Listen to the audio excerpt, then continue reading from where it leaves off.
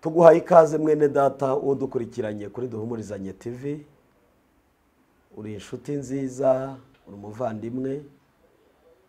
Dushima igihe cyose mutwereka ko mudukurikirana, kandi natwe biratunezeza. N'umugisha ukomeye kubana nawe, n'umugisha kuba ukunda ubutumwa bunyura kuri iyi channel yacu. Tuguhaye ikaze. Ushobora kuba uri hano mu Rwanda, ushobora kuba uri hanze y'u Rwanda, uri mu bihugu bitandukanye, ku migabane itandukanye, turagusuhuje. Hariho abo dushobora kuba tuziranye, hari n'abadukurikirana mutatuzi. Icyo tuzi cyo nuko ubutumwa dusangira bubagirira umumaro. Hari icyo ngusaba rero, niba utari wakora subscribe, wakora subscribe kuri iyi channel.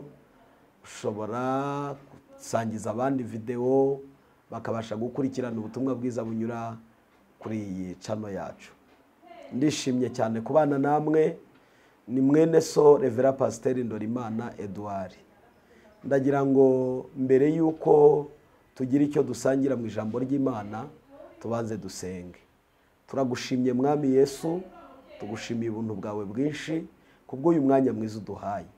Tugushimiye kugiye kuganira natwe, kandi ikiganiro cyiza gituma imitima yacu irushaho kumenya no guhumekerwa n'imbaraga zawe. Unyemerere icyo tuganira cyose kibe gihumekewe n'Umwuka Wera, maze turusheho kunguka no kurushaho kugwiza imbaraga no gusobanukirwa ijambo ry'Imana, ijambo ryawe icyo ritwifuza. Unyemerere ubane natwe, maze dukomeze guhirwa muri byose mu izina rya Yesu. Amen. Turi mu minsi turi ku nyigisho ivuga ku gihembwe cyo kubiba, icyo twakita mu rurimi rw'Icyongereza season of sowing. Ni inyigisho twatangiye kandi tuzakomeza tuganiraho mu materaniro yacu ya buri munsi ku rusengero. Tugira uburyo tubyigisha kugira ngo abantu babashe kumenya no gusobanukirwa iryo jambo. Ndagira ngo nkwibutse ko ukuyeho imbuto dushyira mu murima, cyangwa se ibikorwa dukora bigaragara ko turi ababibyi, natwe ubwacu turi imbuto.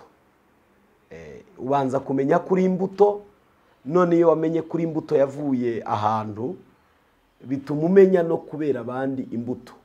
Imana yatubibye mu isi, kuko iyi si iragereranywa n'umurima, ariko kandi abantu bari ku isi baragereranywa n'imbuto zabibwe ku isi. Imana rero twitezemo byinshi, twitezemo umusaruro mwinshi, itwitezemo icyo yadushyiriye hano kuri iyi si. Murabizi ko mu ntego Imana yatumye Imana irema umuntu harimo kuyiramya no kuyihimbaza. Rero hari icyo bita kuramya Imana dukoresheje indirimbo, hari icyo bita kuramya Imana dukoresheje amasengesho, hari icyo bita kuramya Imana dukoresheje ijambo ryayo, ariko kandi hari no kuramya Imana mu bikorwa byacu bya buri munsi. Imirimo dukora ikabamo kuramya Imana, akazi kacu kakabamo kuramya Imana, urwunguko rw'ibyo twunguka byose bikaramya Imana mu buryo bwose. Buriya ntabwo turamya Imana twebwe gusa, ahubwo n'ibyacu, n'abacu, n'abadukomokaho, n'abo tubana, n'inshuti zacu. Dukwiriye kubashyira muri uwo mwuka bita kuramya Imana, kuko nicyo twaremewe mbere y'ibindi byose. Rero hano ndashaka kuvuga ku ijambo urukundo rurangwa no kubiba, cyangwa se umubibyi mwiza nk'ugaragaza urukundo rw'Imana muri we. Kuko ndaza kugenda mbivuga kugira ngo bize kumvikana neza. Nta muntu wavuga ngo agira urukundo rudafite ibikorwa. Donc ibikorwa ni ibimenyetso bigaragaza urukundo, ariko ibikorwa byiza, kuko hari n'ibikorwa bibi. Ibikorwa byiza ntushobora kuvuga ngo ukunda Imana kubibwira abantu, ahubwo abantu bo bamenya ko ukunda Imana koko. Kubivuga ni byiza si bibi, ariko nuvuga ko ukunda Imana, ibikorwa byawe bizagaragaza ko ukunda Imana. Birashoboka kushobora kuvuga ngo ngiye mu mutima nkunda Imana mu mutima. Birya bavuga ngo agakiza kanjye kari mu mutima. Reka da, agakiza kari mu mutima koko, ariko inyuma naho hagaragaza agakiza. Si nicyo gusa, urukundo narwo ruri mu muntu rugaragazwa n'ibikorwa akora. Nabaho urugero rwa bugufi. Iyo ukunda umuntu urabimubwira ni byiza, ariko ibikorwa uzakora kuri we bizemeza koko ko urwo rukundo ruhari. Rero urukundo si amagambo, urukundo ni ibikorwa. Ntibavuga ngo nkunda Imana gusa, kuko murabizi niyo yabanje kudukunda. Iyo dusomye icyanditswe hano muri Yohana igice cya 3 n'umurongo waho wa 16, haranditswe ngo kuko Imana yakunze abari mu isi cyane byatumye itanga umwana wayo w'ikinege, kugira ngo umwizera wese atarimbuka ahubwo ahabwe ubugingo buhoraho. Iyo usomye umurongo wa 17 abivuga neza. Aravuga ngo kuko Imana itatumye umwana wayo mu isi gucira abari mu isi y'iteka, ahubwo abikoreye kugira ngo abari mu isi bakizwe nawe. Amen. Ni ukuvuga rero muri iri jambo, urukundo Imana yakunze umuntu rwatumye igerekaho igitambo cyo gutanga umwana. Noneho umwana w'ikinege nta wundi yari isigaranye, nta n'umwe imbere n'inyuma. Uwo mwana yamutanze imukunzi, yamutanze ari we wenyine, imutanga nk'imbuto mu isi ngo amanuke aze mu isi, ababarane n'abantu, akubitwe nk'abantu, asuzugurwe nk'abantu, agira imibabaro nk'iy'abantu, apfe ku munsi wa 3 azuke. Ariko Bibiliya iratubwira ngo amaze kuzuka yazukanye iminyago myinshi.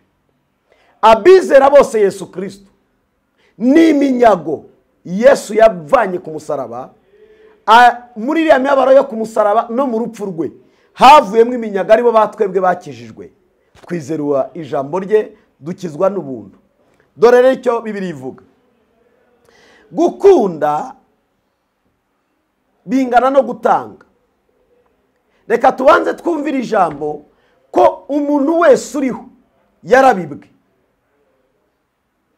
Ubibwa rero aba ari imbuto yaje ku isi, nubwo yabibwe mu mugore akabyara akavuka amaze amezi 9, ariko n'imbuto yabibwe aravuka. Ikimenyetso cy'uko turi imbuto nuko natwe twororoka tukabyara abandi. Turi imbuto rero ziri mu isi. Uko tugenda tugwira tugakwira, turi imbuto. Ni ukuvuga rero muri iyi si Imana itwigisha kubaho turi ababibyi, ku buryo aho dukandagiye tubiba ingeso nziza, tubiba imico myiza, tubiba ibikorwa byiza, tukagaragaza ko turi abana b'ubwami. Abana b'ubwami ni ababibyi. Aho ugeze habuze amahoro urayatanga, aho ugeze habuze ibyishimo urabizana, aho ugeze hari intambara ushobora kwazana amahoro. Umwana w'ubwami ni umubibyi. Hari icyo rero kubiba shaka gusobanura mu magambo makeya. Gukunda Imana ntabwo twabigereranya no gusenga. Oya, gusenga ni igikorwa kimwe mu bigaragaza ko dukunda Imana, ariko ntabwo abasenga bose bigaragaza ko bakunda Imana. Umuntu ashobora gusenga kubw'imihangayiko ye, kuko ababaye, afite ibimugoye, afite ibimuremerereye, agasenga yasubizwa ntazagaruke no mu maso y'Imana. Ibyo bibaho. Umuntu agasenga kuko yatewe, agasenga kuko yagize ibibazo by'isi byamubanye byinshi akajya gusenga. Ariko ubundi gusenga ntabwo basenga kubw'ibibazo, gusenga ni ubuzima, kuko gusenga ni igikorwa cyo kuramya Imana. Ni igikorwa cyo kuramya Imana. Kuramya Imana rero ni buri munsi. Niyo mpamvu Yesu yavuze ngo musenge ubudasiba, muhore musenga. Pawulo aza kubivuga neza, aravuga ngo musenge ubudasiba, mubibaho byose muhore musenga munashima. Rero muri ubwo buryo gusenga ni byiza, ariko ntabwo ari ikimenyetso cy'uko ukunda Imana, kuko ushobora gusenga rwose udakunda Imana, ahubwo ufite icyo uyishakaho. Icya kabiri, ntabwo ari ukuvuga mu ndimi, ntabwo ari cyo kimenyetso cy'urukundo. Nta nubwo ari ukugira impano z'Umwuka Wera, uko abazigira ntabwo ari bo bakunze Imana cyane. kuko ni impano, ni kado, kandi burya buri wese agira impano, nuko idasa n'iya mugenzi we. Ikindi kandi ntabwo ari ukurara mu rusengero. Hari abantu batekereza ko abaraye mu rusengero ari bakunda Imana. Oya, ushobora no kurara mu nzu iwawe ariko ukunda Imana. Nibyo byakozwe si bibi. Ni kamwe, ni ikintu kigaragaza ko umuntu ari gushaka Imana. Ariko iyo ushaka Imana ushobora kuyishaka ufite icyo uyishakaho ariko utayikunze. Nabaha urugero rwa bugufi. Umuntu ashobora gushaka Imana kuko afite icyo ayishakaho, iyo amara kukibona ubuzima bukikomereza bisanzwe. Yesu yahuye n'abantu benshi bamushaka ko abakiza indwara, abakiza ubumuga, abakiza, abakorera, aranabikora. Ariko usanga bamwe bigaragara ko bakirijwe indwara ariko ibikorwa byabo ntibyagaragaye nyuma yo gukira indwara. Hari abantu rero bakiri gutyo bakabona Imana irabakoreye bakikomereza ubuzima busanzwe. Urukundo rwo gukunda Imana rero nirwo nshaka kuvugaho. Urukundo rwo gukunda Imana ni urukundo rwo gufata umutima wawe n'ibyo utunze ari abawe ari ibyawe ukabyegurira Imana. Gufata wowe ubwawe, mutima wawe, n'abawe n'ibyawe ukabyegurira Imana. Hari igihe twebwe dufata ubuzima bwacu tukavuga ngo twabuhaye Imana, ariko ibyo dutunze tukaba tutarabihaye Imana. Kanongere mbisubiremo. Ushobora kwitanga ubwawe ariko ibyo utunze ntubitange. Icyo ni igice kijya gituma Imana ivuga ngo biragoye ko muzagera aho yifuza ko tuzagera. Mu buryo bwiza bwo kugira ngo duhinduke ababibyi beza, bazakomera, bazagera kure, ni ukwitanga ubwacu, twarangiza tugatanga n'ibyacu n'abacu. Abacu bashobora kutatwumva ariko kubasengera nicyo Imana yaduhamagariye, kugira ngo bazagere ku rwego nabo binjira mu bwami bw'Imana kandi bitanze rwose. Ndagira ngo mbabwire, niba hari ikintu gikomeye umukristo ajya akunda kunanirwa, kandi benshi 70% cyangwa 80% abantu bashobora gukizwa ariko bakaza ariko ntibinjirane n'ibyabo, ibyabo bikaba inyuma y'ubwami. Dore icyo Bibiliya ivuga rero. Iyo usomye ijambo riboneka muri Matayo 19:16, hariho umuntu wananiwe kujya mu bwami bw'Imana kubw'ibyo atunze. Yari yaragerageje, akora ibishoboka, agerageza ibishoboka byose, ariko ageze ku butunzi arananirwa pe. Reka dusome muri Matayo igice cyaho cya 19 murongo wa 16. Ijambo riratubwira ngo nibyo umusore w'umutunzi, nuko umuntu aza aho ari aramaze ati mwigisha mwiza nkora iki kugira ngo mpabwe ubugingo buhoraho? Nawe aramusubiza ati unyitira iki mwiza? Umwiza ni umwe gusa, ni Imana. Ariko nushaka kugera ku bugingo witondera amategeko. Aramaze ati nayahe? Yesu aramusubiza ati ntukice, ntugasambane, ntukibe, ntukabeshyera abandi, ubahe so na nyoko, ukunde mugenzi wawe nk'uko wikunda. Uwo muhungu aramubwira ati ayo yose narayitondeye, none icyo nsigaje ni iki? Yesu aramusubiza ati nushaka kubutunganye rwose, genda ugurisha ibyo utunze maze uha abakene, nibwo uzagira ubutunzi mu ijuru. Uhere kuze unkurikire. Uwo musore yumvise iryo jambo agenda afite agahinda kuko yari afite ubutunzi bwinshi. Yesu arababwira ati, abwira abigishwa be ati, ndababwira ukuri yuko biruhije ko umutunzi yinjira mu bwami bwo mu ijuru. Ndetse nababwira yuko icyoroshye ari uko ingamiya yanyura mu zuru ry'urushinge kuruta ko umutunzi yakwinjira mu bwami bwo mu ijuru. Abigishwa babyumvishe barumirwa cyane bati, ubwo bimeze bityo ninde ushobora gukizwa? Yesu arabitegereza arababwira ati ibyo ntibishobokera abantu ariko ku Mana byose birashoboka. Turabona urugero rwiza rw'uyu musore wari ufite ubutunzi, ariko arashaka kujya mu ijuru, arashaka kuba umurage cyangwa se umuragwa w'ubugingo buhoraho.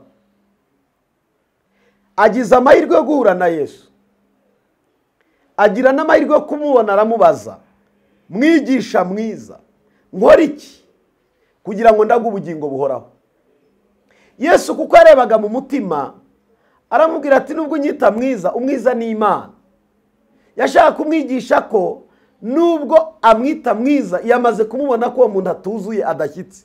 Hari abantu twitwa ko twuzuye nyamara tudashyitse rwose, kuko hari igihe dutanga bimwe ariko ibindi ntitubitange. Uyu muntu yari yaritanze, ntiyakora icyaha. Ibintu byose aravuga ati rwose ibi narabyubahirije, ibijyanye n'amategeko narabikoze. Yesu aramwitegereza, aramureba, aramubwira tuvuze neza, ariko noneho niba ushaka gukiranuka rwose ukaba umuragwa mwiza, genda ufate ubutunzi bwawe ubugure cyangwa ubugurishe, ufate ibyo ugukuye mu bigabanya abakene, nurangiza uze unkurikire. Abakoze ku kigirwamana cye neza neza. Buriya ubutunzi bwari bwarabereye umusore ikigirwamana, agikozeho rero ngo arababara, arashushirwa ngo arasuhererwa. Reka mbabwire, intambara mureba zica ku mbuga nkoranyambaga z'abantu bavanga, abantu bavuga amafaranga. Amafaranga ni magufiya kuruta Imana, kuko Imana ntireshya n'amafaranga.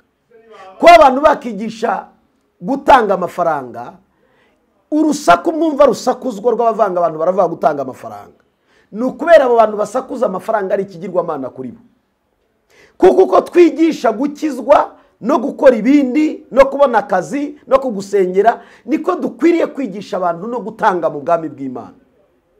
Kuko gutanga mu bwami bw'Imana ni ikimenyetso cy'uko dukunda Imana, kuko nta muntu n'umwe uzabeshya ngo akunda Imana atazi gutanga mu bwami bw'Imana. Icyo ni ikinyoma. Niba ukijijwe, niba usenga by'ukuri, ukaba utari wamenya kwemvetista mu bwami bw'Imana, umva jyushyiramo umva se mbivuge ngo iki, biba mu bwami. Reka ngoreshe ikinyarwanda, biba niba koko ufite umutima ukunda Imana, biba. Nta torero nakemera ry'ukuri ryakanga kwigisha kubiba ngo turyite itorero ry'ukuri. Ntabwo iryo torero ari ry'ukuri. Hari abantu bajya basetsa cyane ngo abantu ngo baratubwira ngo twitange. Yes, nibyo, kuko reka tureke n'agace k'amafaranga no gukorera Imana no gusenga no gushaka amaso y'Imana. Ibikorwa byose dukora tubikora twitanze. Hari abatekereza ko ari ugusaba, no.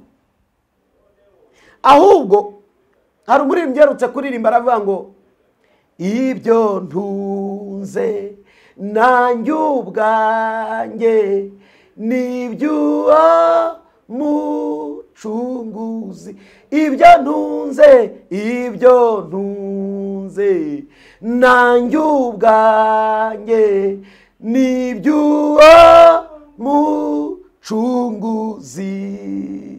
Dushobora rero kubiririmba utabiba byo, udahinduka byo. Donc ibyo utunze nawe ubwawe nibyo uwo mucunguzi. Niba rero witanga agace kamwe kawe ariko ibyo utunze ntibikorera Imana, nta rukundo rw'Imana rukubamo. Urukundo rw'Imana ni urutubwira kubiba mu bwami bw'Imana. Fasha abakene, fasha abarwayi, fasha abababaye, ambika abambaye ubusa, gaburira abantu, girira neza abantu b'Imana. Yewe n'abapagani batari bakizwa basange ubabwire ngo Yesu ni urukundo, Yesu aragukunda, Yesu akwitayeho, nubwo utari wakizwa azakugirira neza. Ufate ku byo ufite, umwambike, umugaburire, umukenure, umwereke ko Imana yawe ari Imana y'urukundo. ni ibikorwa rero. Urukundo ni ibikorwa. Uyu muntu arababara bakoze ku kigirwamana cye, bati amafaranga yanjye, ubutunzi navunikiye narariye amajoro.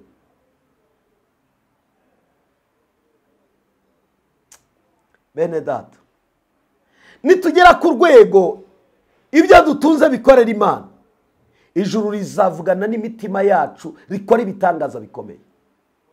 Kuko iyo Imana imaze kuguha byinshi, imaze kukugwizaho umugisha, imaze kukubwira ngo narakublessinze, naguhaye umugisha mwinshi, irakubwira ngo fata ku byo ufite, wige kubiba imbuto mu bandi. Iga kubiba mu bwami, b'imbuto mu bandi, bera benshi umugisha. Imana ibaha umugisha. Ntabwo nza gutinda, byaje kurangira wa mugabo agiye, yaza kugaruka akabikora nk'uko Yesu yabimubwiye, tuba tumufite mu ntumwa 12, ariko yagiye ubutagaruka, ntiyongeye kuvugwa, kuko icyo kigirwamana cyitwa ubutunzi cyatumye atabasha kuba mu ntumwa za Kristo Yesu. Hari ikintu ushaka kuvugaho gitoya. Kubiba imbuto bisobanuye iki? Bisobanuye gufata, ushobora gufata ikintu runaka, ushobora gufata amafaranga, ushobora gufata umushahara wawe, ushobora gufata ikintu runaka, ushobora gutanga imodoka yawe ukayibiba, ushobora gufata isaha yawe, ushobora gufata imyambaro yawe, ushobora gufata igikoresho runaka cyawe, ushobora gufata ubutaka bwawe, ushobora imbuto ni ikintu utanga, ukagitanga cyitwa ko kibibwe, ukakibiba mu rusengero cyangwa se ku muntu runaka, ukavanga iyi mbuto ntanze, iyi mbuto mbibye Mana izamere. Munyumve neza, imbuto si ituro. Hari amaturo rusange yo gutanga amaturo, gutanga icyacumi, amaturo yo gufasha abakene. Imbuto ntabwo ari ituro rifasha abakene. Imbuto ni ikintu ukura ku mutima ukakibiba, aho wumva ushaka kukibiba, ugategereza wihanganye ko iyo mbuto uzayisarura. Hari uburyo utanga ikintu gikwiye ku mutima.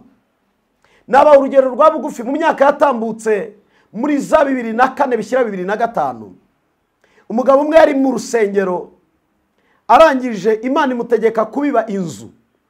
Yari inzu ifite agaciro ka miliyoni 65, 2004 bishyira 2005. Imana iramubwira ngo iyi nzu wari wujuje yibibe kuri uriya mwana uri kuririmba muri korari, genda uyimubibeho nzakugirira neza. Arwana n'umutima kugira ngo abikore, abiganira n'umugore, umugore birimunanira kubyumva, ariko Imana iza kubakonfirima bombi. Barabyemera, bafata inzu, barafasha ibyangombwa byayo, bakoze mitasiyo, bateruye ifunguzo baramuhereje. Umwana aragenda muri iyo nzu ashima Imana, ariko ubikoze yarasigaranye umutima usigaranye icyo uvuga ngo nzongera kubona inzu, iyi niyo nari mfite, nzongera mbona inzu. Hacaho umwaka umwe, umwaka wa kabiri, Imana uyu munsi yamuhaye etaje igeretse 4. Yari kadastre atanze, ariko uyu munsi afite etaje igeretse 4. Ntabwo ari iyo gusa, yahawe nandi nkayo ngayo arenze imwe, arenze 2, afite amazu. Donc iyo biba imbuto ushobora kuyibiba bikugoye, ariko Imana izi kuzayisarura ari nyinshi. Utanga, cyangwa se reka ngoreshe iri jambo, ubiba igishyimbo kimwe kikazasarurwamo ibishyimbo byinshi. Gishobora kuvamo ibishyimbo 100 wateye igishyimbo kimwe. Rero imbuto utanga ugayitera, ukavuga ngo Mana nyiteye mu butaka bwiza, mu butaka.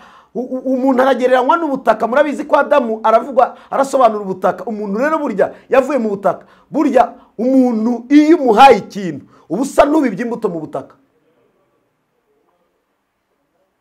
Rero icyo utegura uzagitegure kugikora, ariko ukora ikintu kivuye ku mutima wawe.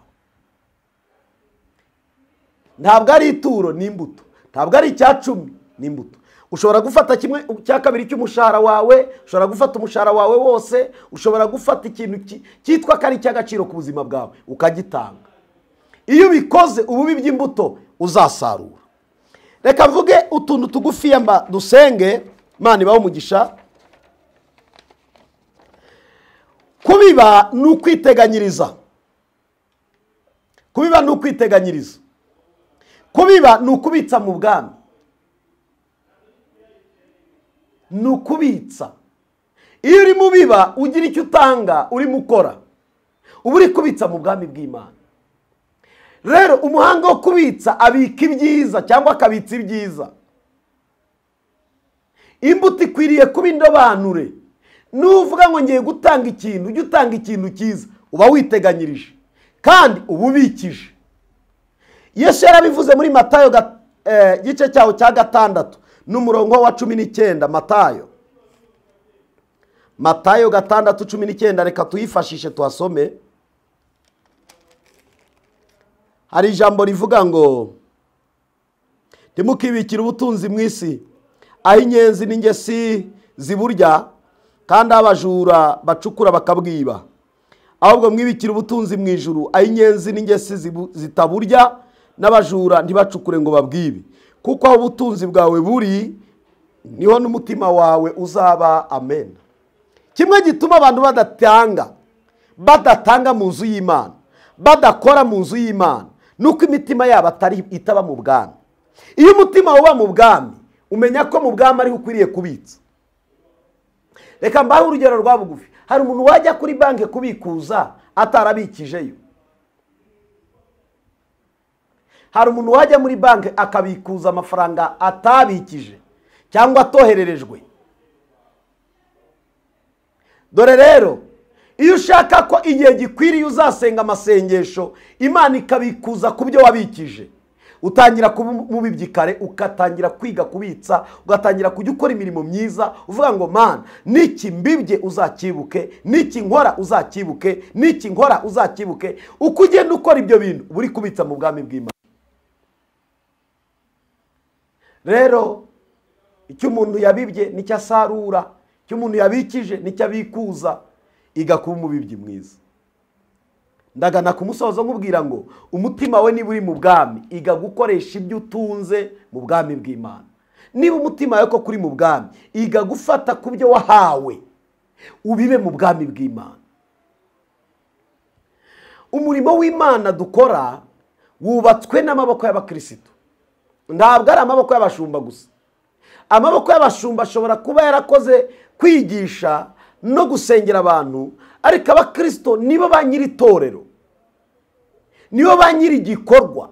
Nubwo pasiteri yakitirirwa, ariko burya ntabwo ariko kuri, burya ni iby'abo bantu, kuko barabikoze, baraterura, barubaka, baritanga, bamaramaje.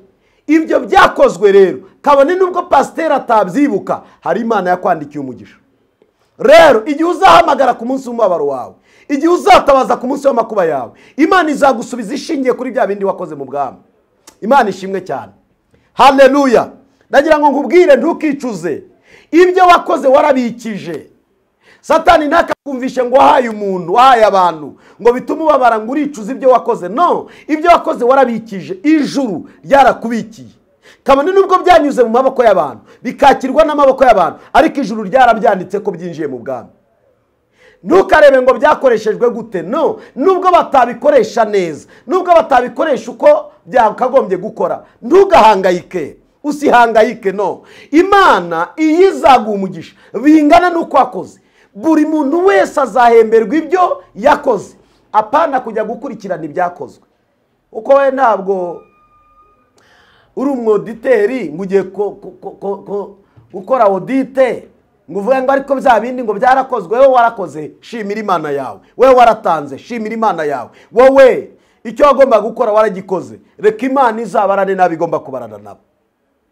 Reka kuba umucamanza ngo ariko ubundi bayariye, niba yarya birabareba, ngo ariko ubundi bayagize gutya na gutya. Bareke, niba urubanza ruzajya, ariko wowe wabaye umubibyi mwiza, wikicuza icyo wabibye. Satani kuganiriza ngakubwire ngo ibyo nakoze byose ni impfabusa. Warabikije, kandi kubiba no kwiteganyiriza nicyo nari mvuze. Akandi kantu nenda kukubwira gatoya, iyo uri kubiba uba uri kureba kure, uba uri kureba kure, nta mubibyi ureba hafi. Bibiliya iravuga ngo umubibyi arabiba imbuto akayibiba amezi, akayitegereza amezi, akazayisarura. Iyo mbuto rero ni imbuto nziza, ni imbuto ikwiriye, ni imbuto iba imbuto ihamye mu buryo bwagutse. Imana ibahe umugisha. Icyanyuma nasorezaho, kubiba babiba indobanure.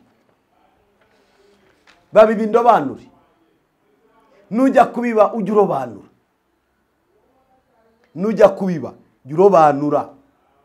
Hari abantu nabonye mu rusengero batura bayabarira mu mufuka, ati reka nkuremo 500 nayo yabona nta yarimo, akavata Imana yanjye mudiyakoni we mvunjishiriza umbi biceri wo kagira Imana we, ndakwinginze mbi biceri, reba uko usatagura, urebe uko urasataguza se kufite menshi iyo wayatanze. Ubundi robanura uvuge ngo Mana ukwiriye binini, ukwiriye byinshi kuko nibyo mfite niwe wabimbaye.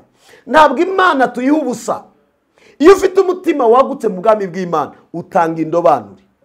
Bibiliya bivuga ni muri Luka 6:38 iravuga ngo mutange namwe muzahabwa. Urugero rutsindagiye, rucugushije, rusesekaye mugereramwe abandi, namwe nirwo muzagererwamo. Rero gutanga no gutanga indobanure. Ndagira ngo dusengane. Mana iguhe umugisha, nujya kubiba uzaba umubibyi ubiba indobanure. Uzaba umubibyi utanga ibizima, uzaba umubibyi ubiba imbuto nziza. Yewe n'abajya gutera imbuto mu mirima barajonjora, bakuramo ibintu bitameze neza, bagatera imbuto bizeye ko izamera, bizeye ko izatanga umusaruro. Nujya kubiba uzabiba indobanure. Imana iguhe umugisha. Nasoza ngusabira umugisha, nasoza mvuga ngo Imana ikomeze yumva amasengesho yawe kandi isubize kwifuza kwawe. Ndabizi ko hari icyifuzo ufite, kizamure mu maso y'Imana ngo usengere, kandi ndabizi ko igihe gikwiriye uzaba umubibyi mwiza, ugasohoza icyo Imana igushakaho yakuremeye, kuko yakuremeye kugira ngo ube umubibyi mwisi. Aho uzagera hose uzaba umugisha, aho uzakandagira hose uzaba umugisha, aho uzaba hose uzaba umugisha. Kandi niko biri bitubwira mu Bakorinto 2 igice cyawe cya 9:6 haravuga ngo ndababwira ukuri, ubiba bikeya azasarura bikeya, ariko ubiba byinshi azasarura byinshi. Bibiliya irakomeza ikatubwira ngo kandi umuntu atanga uko abyemezwa mu mutima we, kuko Imana ikunda umuntu utanga anezerewe. Nujya kubiba ujye ubiba unezerewe, ujye ubikora wishimye, ujye ubikora wumva uguwe neza. Imana y'amahoro guha umugisha, ibasha kuguhindura umubibyi mwiza, ibasha kukurundaho imbuto nyinshi, ukazahinduka umubibyi ku isi yose. Imana ibahe umugisha, ibirenge byawe bizakandagira uzaba umugisha, aho uzicara uzaba umugisha, wicaranye n'abakomeye uzababera umugisha, wicaranye n'abakene uzababera umugisha, wicaranye na bene wanyu uzaba umugisha, wicaranye n'abasenga uzababera umugisha, wicaranye n'abapagani uzababera umugisha. Aho uzakandagira hose uzaba imbuto yabibwe kandi ihesha benshi umugisha. Reka dusenge Imana. Turagushimiye Mwami Yesu, waduhinduye imbuto mwisi kugira ngo tuba ababibyi. Turabo waremye, uturemeye imirimo myiza muri Kristo Yesu. Reka dushoboze kuba ababibyi mu mpande zose, mu bice byose, aho dukora, aho twirirwa, aho turara, aho twicara dusenga, aho tuganirira. Reka duhinduke imbuto nziza kandi ibiganza byacu bibere benshi umugisha. Ubuntu bwawe bwinshi bukomeze kuganza imitima yacu. Urakoze kutanga umugisha kandi ukomeza guhesha abantu umugisha, maze kugira ngo bazarushe kubera benshi umugisha. Icyubahiro kibi cyawe mu izina rya Yesu. Amen. Mugisha w'Imana ubane namwe.